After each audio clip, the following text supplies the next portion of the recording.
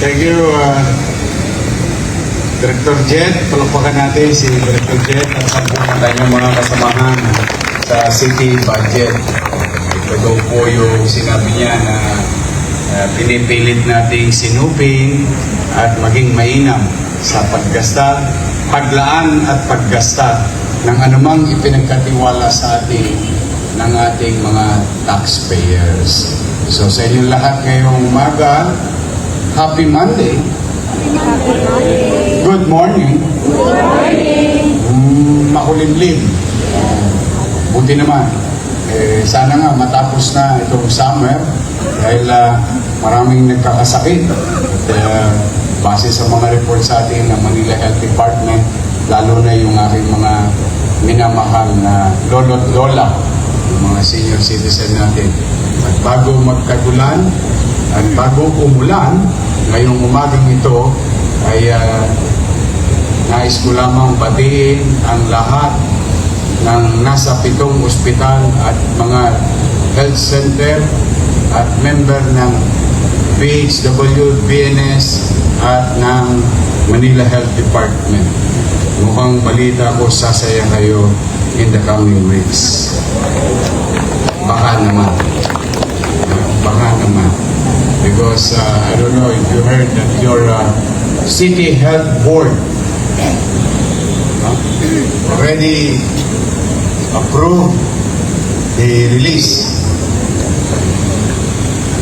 Sabi nga ni Tom Jones ba o Engelbert? Please release me. I'm happy to excited ako sa inyo itong darating na mga araw at bago maging araw ng Maynila. No? At tinikilig na naman si Grace Padilla. Then, masaya ako para sa inyo.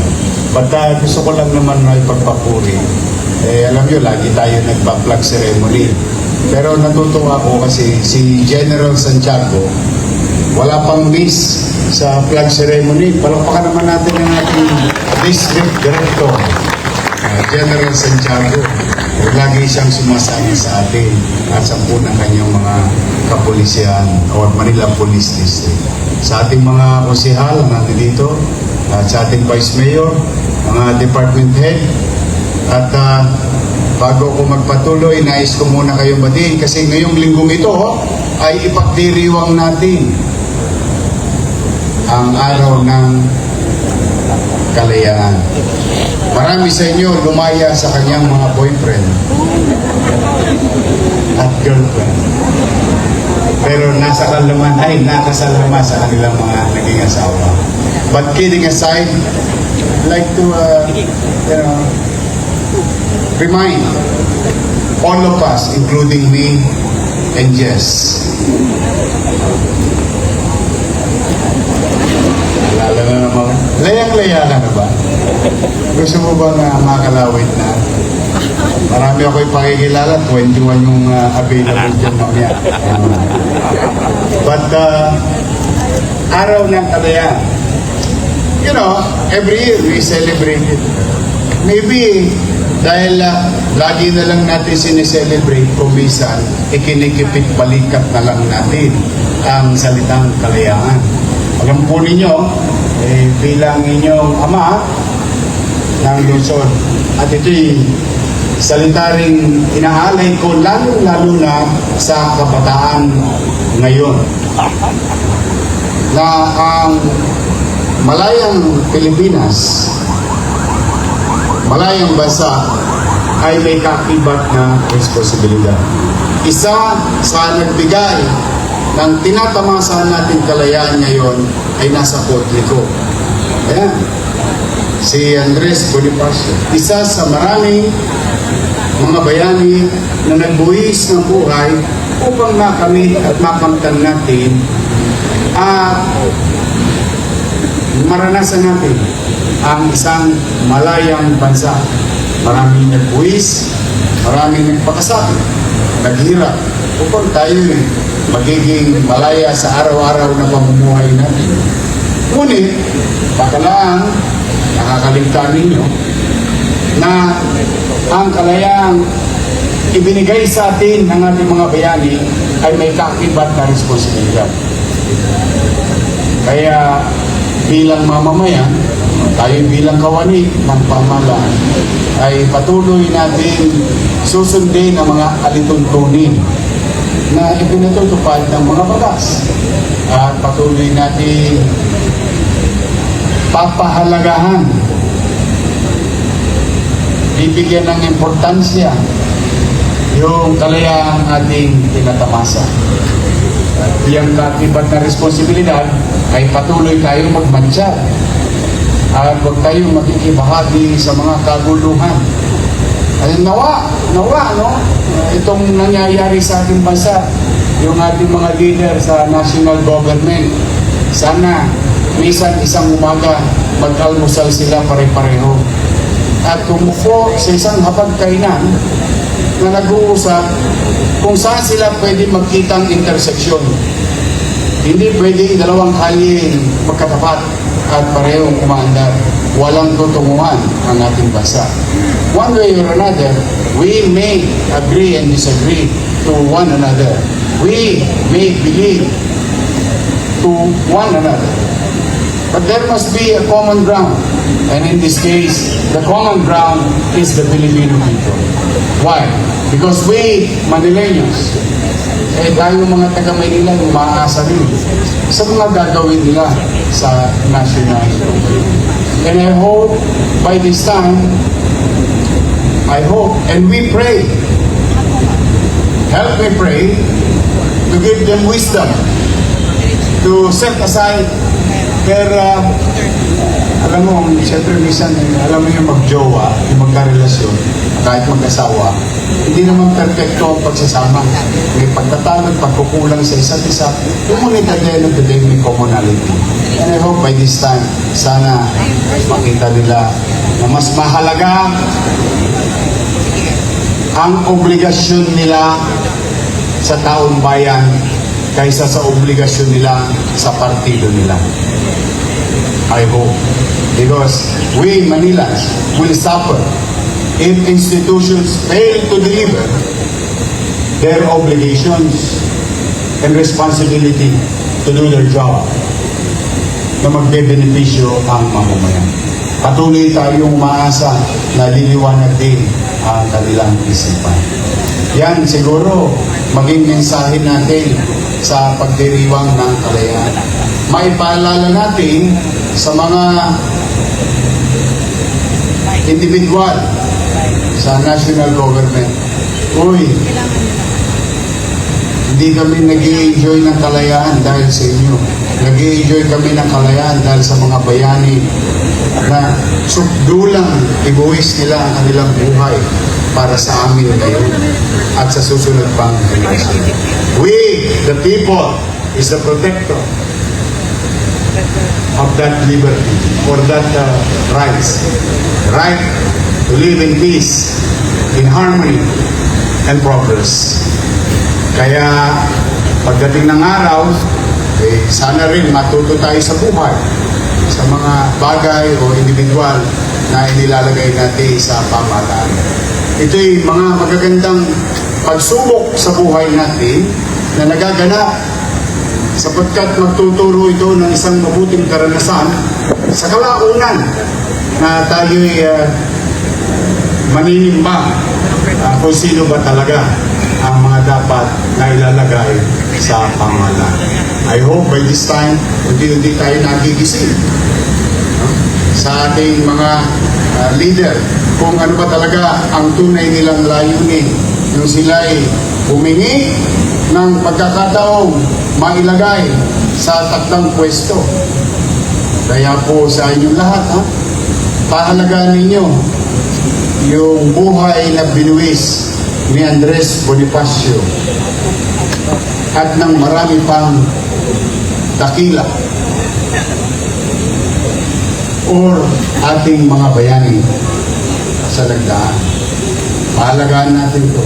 Ngayon, in our own little way, we as people or people working in the government for the people, paano natin mapapahalagaan? maglingkod tayo ng mainam, masinop, at epesyente. Pag ito'y ginawa natin, para natin tinugon yung panawagan ng ating mga dakilang bayani na mahalin ang bayan, mahalin ang mamamayan. Yun ay isa sa obligasyon natin ba. Saan man kayong dako na itala, saan man kayong dako na assign, you can excel for me. Let's be reminded in the celebration of this independence this year of our obligation bilang kawani ng pamahalaan o bilang mamamayan sa kanyang pamayanan at sa kanyang bansa. Kasi lahat po yan, hindi po yan tiwai, hindi po yan libreng nakamit natin. May nagbayad at ang ibinayad dyan, buhay ang kapalit. So, wag natin lilimutin ang mga bato at ribultong naitatag sa mga kalsada. Maaaring minsan yan mga tansok. Ngunit, yan ay simbolo ng pagpapaalala na kapag ikay naging mabuti sa iyong kapwa, you will be immortalized. And this is a reminder for the next generation. Itong mga simbolo, itong mga sinasabing na rebulto ng ating mga bayani, pinaalala sa atin kapag tayo naging mabuti, ang Estado mismo ang magbibigay pahalaga. Nasa ilalim ng 6 na piye ka na, kikilalanin ka at pahalagaan ka ng kasalukuyan. Kaya po, sana anumang hirap, alam ko yung mahirap ang buhay ngayon, na ating kinakarap, ngunit patuloy tayong manati at maniwala that someday, somehow, may mga leader ng kani-kaniyang departamento, ng kani-kaniyang pwesto sa lokal man, sa nasyonal, na maitatalaga ng taong bayan na magiging mabuti sa kanyang mamamayan. Tutok din ang kanyang sinumpaang tungkulin. Magiging magaling at mabuti, gampanan ang kanyang responsibilidad sa kanyang mamamayan, pamayanan at bansa. Yan, tingin ko, ang maging magandang diwa ng paggulita ng Araw ng Kalayaan ngayong 2026. Now, tayo naman, dito sa Maynila, huwag kayong mag-aalala. Steady lang tayo sa gate. Chill-chill lang tayo. Manonood lang tayo ng karera nila. Nandun lang tayo. Pero habang ginagawa natin yon, habang tayo ay hindi nakikisali sa mga ang tawag ng mga magulang natin, kiyaw-kiyaw o alita, salitaan, ang iba't ibang partido o grupo, ay tayo ubusin natin ang lakas ng ating pangangatawan. Mga mahikang pag-iisip or thinking beyond, at tutok din natin ang ating tungkuling maluwag sa ating puso na paglingkuran ang mamamayang 2 milyon na Manileño sa lungsod ng Maynila at pati ang mga dumadapo dito. Yan ang hamon ko sa inyo. Yan ang dapat natin gawin. At yan ang ating gagawin. Hindi tayo makikisama. Chill-chill lang tayo. Sabi mo nga, 2 joints. Ba't parang naiba? Huwag mo isagad. 2 joints na. Steady lang tayo sa gate. Paano yun? Gano'n. Pareho lang. Lalo ko, iba rin. Paano yung giling? Ito yung gate din. Yung baliktad. I love you, Jess. Kapag tagaan ka ng umaga. So muli ngayong linggo ito, ang dalangin ko sa inyo, maging malusog, laging ligtas. Laging ligtas. Kapag tayo tumutupad sa ating tungkulin, iingatan nyo din ang inyong sarili. Tatanggalin nyo pinaghihintay sa inyo mga alas 6 ng gabi.